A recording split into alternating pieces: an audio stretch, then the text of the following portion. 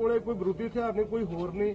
अभी 2 दिन के लिए ये आंदोलन जो है अपनी जगह जहां पर चल रहा है यहाँ पर ही चलता रहेगा। सारी घिनौरी की परिस्थिति का जायजा लेने के बाद वहाँ क्या कुछ चल रहा क्या नहीं चल रहा उन सब बातों को देखते हुए आगे का निर्णय लेंगे। जो इससे पहले मनजीत सिंह जो थे, जो शहीद हुए थे हार्ट अटैक से, उनका अभी शरीर भी हॉस्पिटल में है। पंजाब सरकार की ओर से अभी उनका जो 5 लाख का मुआवजा उसके ऊपर कोई निर्णय नहीं लिया गया। इस सब बातों को सभी को निपटारे के लिए अब हम शंभू से एक टीम लीडर्स की भेजेंगे। घनौरी जाकर सारी परिस्थितियों को जायजा लेगा।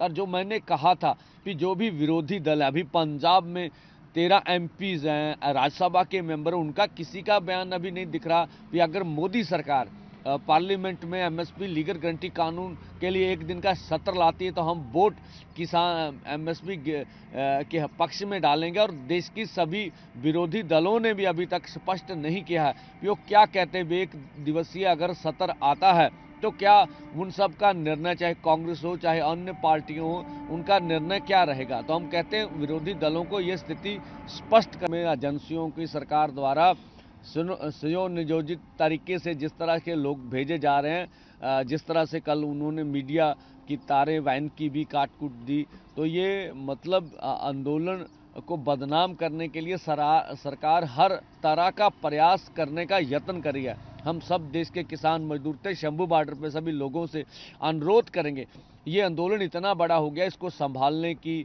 जो भी सरकार की एजेंसियों द्वारा भेजे जा रहे लोग हैं उनको पहचानने की बहुत ज़रूरी है। और ये जो कुछ हुआ ये आगे से ना हो, इसके लिए आज हम बिल्कुल इसका प्रबंध करें। जो कौमांतरी पद जो इंटरनेशनल समझौते हैं, वहाँ कभी भी मेडिकल कैंप्स के ऊपर और या मीडिया के ऊपर अटैक नहीं किया जाता। तो कल हमने देखा खनौरी खालसा एड का जो कैंप था मेडिकल का, उसके ऊपर भी हमला हुआ। जो हमारे लाइफ केयर इधर प्रोजेक्ट के जो हमारे यहाँ हॉस्पिटल्स के जो डॉक्टर्स थे वो बोल रहे थे मैं स्टिचेस कर रहा था तो मेरे ऊपर उस समय बम फेंका गया।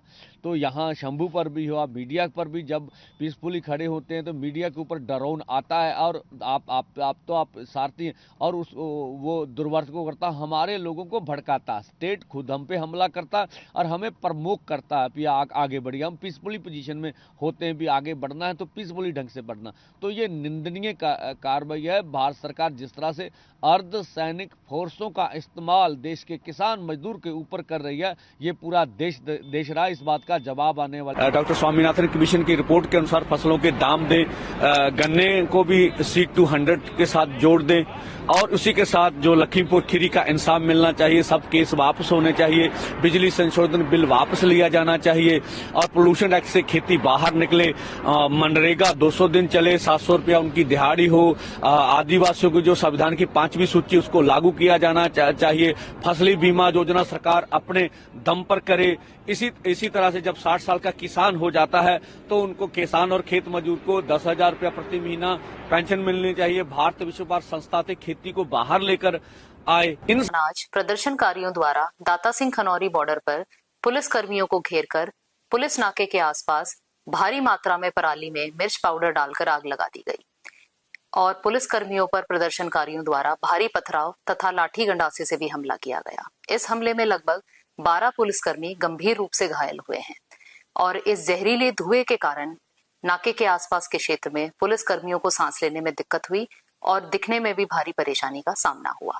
प्रदर्शनकारियों से यह अपील की जाती है कि वे ऐसा ना करें क्योंकि जहरीले धुएं से विजिबिलिटी कम हो जाती है और पुलिस कर्मियों द्वारा कानून व्यवस्था बनाए रखने का प्रयास न केवल बाधित होता है बल्कि ऐसा करने से दोनों पक्षों के लिए जोखिम बढ़ जाता है और किसी भी प्रकार की आकस्मिक दुर्घटना होने की संभावना बनी रहती है।